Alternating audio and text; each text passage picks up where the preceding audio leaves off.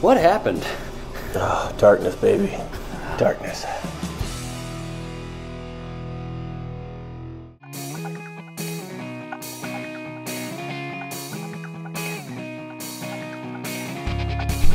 Limited release.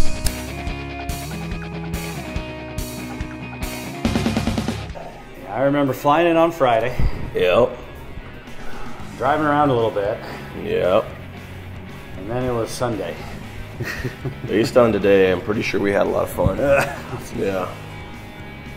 Did we go to Steel Toe by chance? Yeah, I think we went to Steel Toe on Friday. Ow.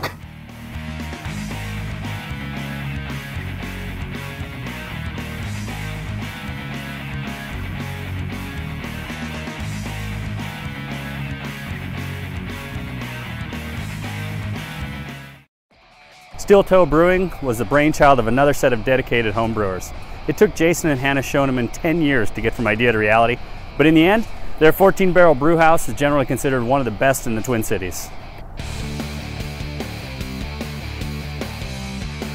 Yeah, I think the thing that I strive for in beer, I like beers that are pretty well attenuated, and I don't like beer that's overly sweet.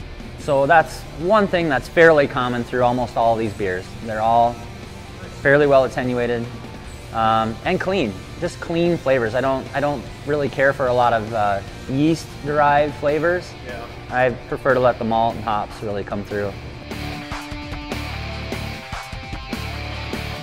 Well, the first thing we consider is alcohol content. Okay. Then we know how much malt and barley we're going to have to use to get there. Yeah. Then we'll say what color. So that says these are the types of malt available to us to get to that color. Yeah. And then flavor, bitterness, hop aroma, those kind of things. So.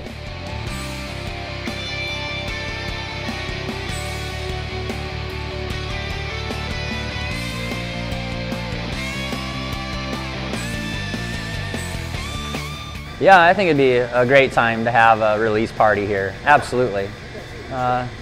It's just trying to work with the city and kind of feel that out. If they give us their blessing, yeah, someday we'd love to do that.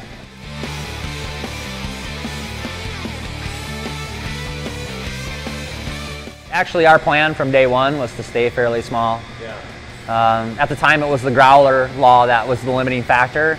But also, we just wanted to, I like making beer. I don't necessarily want to manage 20 or 30 people. I've done that in a former life, and way too much drama. So, my passion is beer. Now I remember, yeah, Steel Toe, that was a lot of fun, wasn't it? Oh yeah. Those guys, Jason and his crew, they make some beer. That stuff's good. Yeah, I think there was a really good IPA, the size 7, and there was a lot of people in. A surprising amount of people in there for work hours on a Friday. we drink beer in Minnesota, so we know what we're doing. Oh yeah, yeah. And then I think he gave us a couple of nice bottles to take to the line, if I remember correctly. Yeah, that Before the Dawn, that was awesome. I'd never had that before. Yeah, and Lunker. Oh, God love Lunker. Everybody in line loved those beers. That was a good hit. Yeah.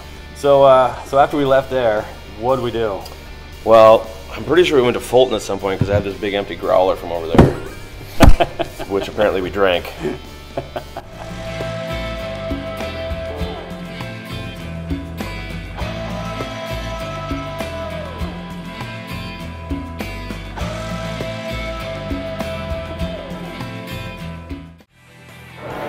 So for all you home brewers out there, this is Fulton Brewing Company. It is the epitome of your dream.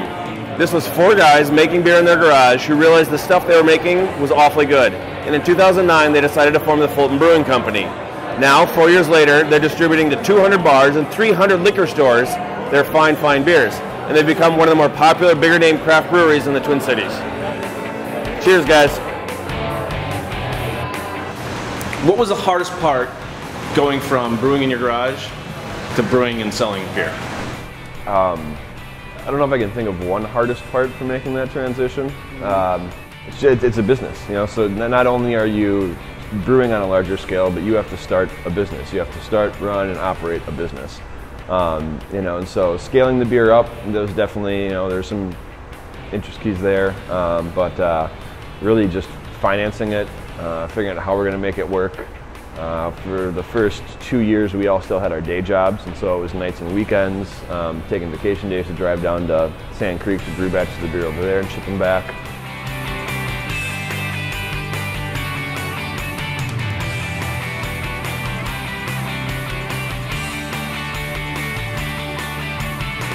Definitely having a good flavor. You know, guidelines are great because it helps enable, I mean, more from a consumer-facing standpoint, you know what you're getting yourself into. But in general, I mean, our brewing philosophy is basically that complexity and approachability are not mutually exclusive.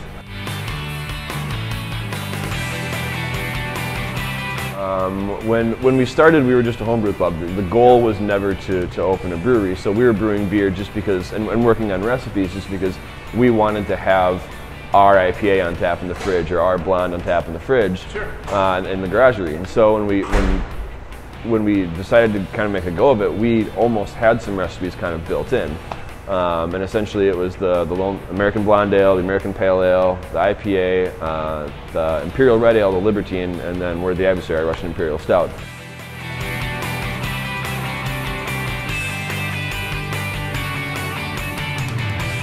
Other things went bad. I think the biggest learning curve was just the industry. Yeah. I had no idea how the industry actually operated. I didn't know what the 3-tier system was, that, you know, all of that kind of stuff. And so just, you know, we were starting up, we had homebrew, and we were kind of selling ourselves to distributors and to bars all at the same time. You know, don't try to be anybody else. Don't try to think about what the market wants, you know, whatever. Just brew the beer that you want to brew, and then hopefully everyone else likes it as much as you do. That's right. We had the Libertine, that Imperial Red. That was a really great beer. Yeah, that was good stuff. We left with a growler of that, as a matter of fact. And then after that, I think we actually did make it over to the party, didn't we? Yeah. No, I remember we got to the line and we met up with some people, but things got a little fuzzy then.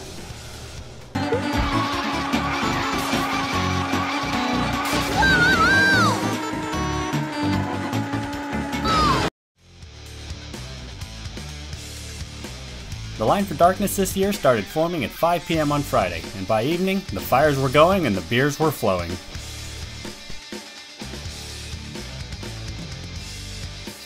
We spent a lot of time visiting our line neighbors and sharing some of the beers we brought. The 50/50 growlers we had were very well received. The guys from Toppling Goliath were there and brought some KBBS. As you can tell, it was highly sought after.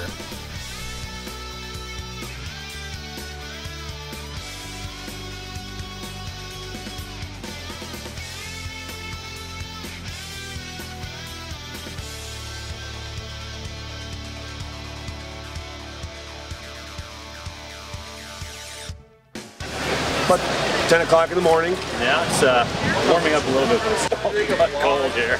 It's the wind, it's cold. It's when that sun gets up, it's going to be warm. It's not going to be bad at all. It's not nearly as cold as it was last year, but there wasn't any wind last year. But I mostly love that you sound like Barry White now too, as the day goes on. Here's the guy with the puppy suit. That's kind of fun. Oh yeah, no, that's awesome. No, so we figure they're probably going to open up the doors. I mean, it's 11 o'clock, but I think last year they opened up just a little bit early, so we can kind of go in and stage.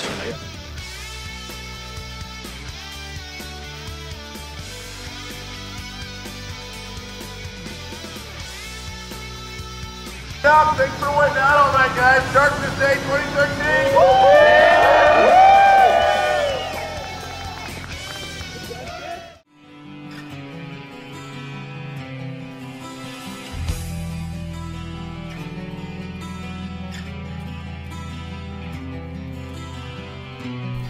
The main focus of the party is the allocation room, and Brooklyn Center Liquor did a great job making the allocation process quick and easy.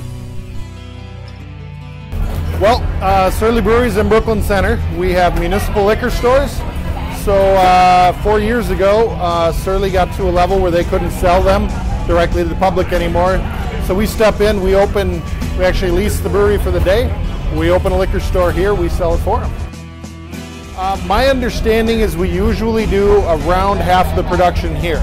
So people come out, they're having fun, it's a party, they can buy a 6-pack if they get in line for a wristband in a timely fashion. They can come in, buy a 6-pack, and then I think on Monday it goes out to all the liquor stores. So every year what we've done, starting with Michael Berglund 3 years ago, is we have the artist in, sits down, does a signing. They can bring those bottles into our store, have them sign them. some posters. He'll sign posters. He'll sign shirts. Whatever his artwork is on, he'll sign it.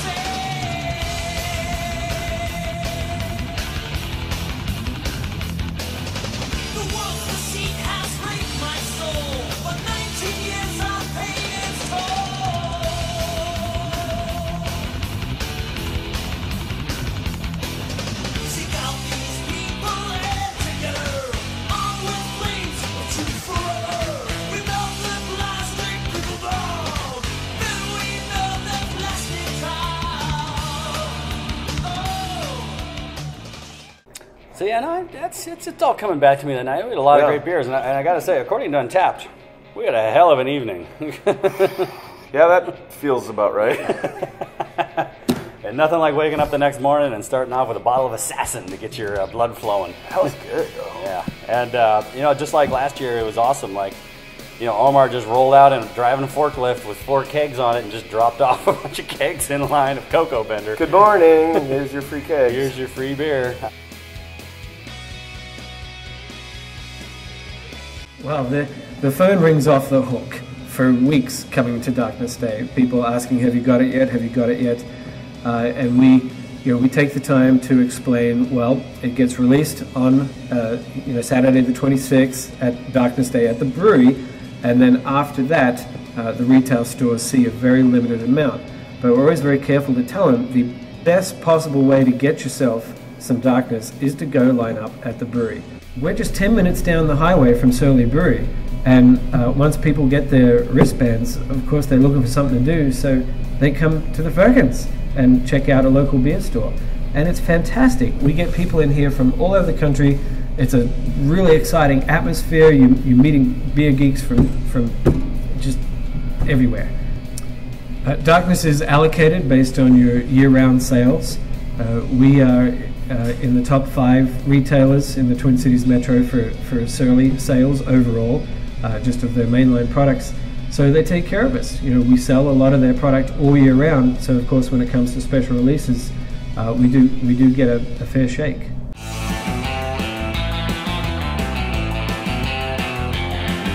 So the spoils of war laid at your feet. What did you think of the event? I still love Darkness. It's one of my favorite events. It's just really great. Yeah. And I got to say, this is one of the most efficiently run, large release parties that we go to.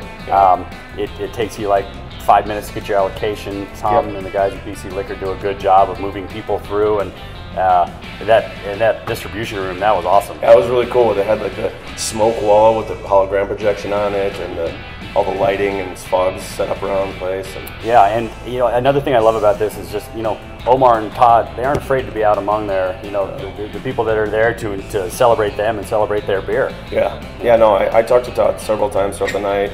Omar was hanging out with us late Friday night, watching us drink that 95 double Bach. Triple Bach. Triple Bach. I thought it was okay. Yeah, soy sauce. It always surprises me. We go to an event like this, and I don't know any of these people. I don't even know 10 of them because we see them everywhere. But we just walk up and down the line with a couple of growlers and just friends cruise in and just talk with them. And we ended up with some great product. We had a good time. We had some fuzzy memories. But till next time, keep on drinking. Cheers.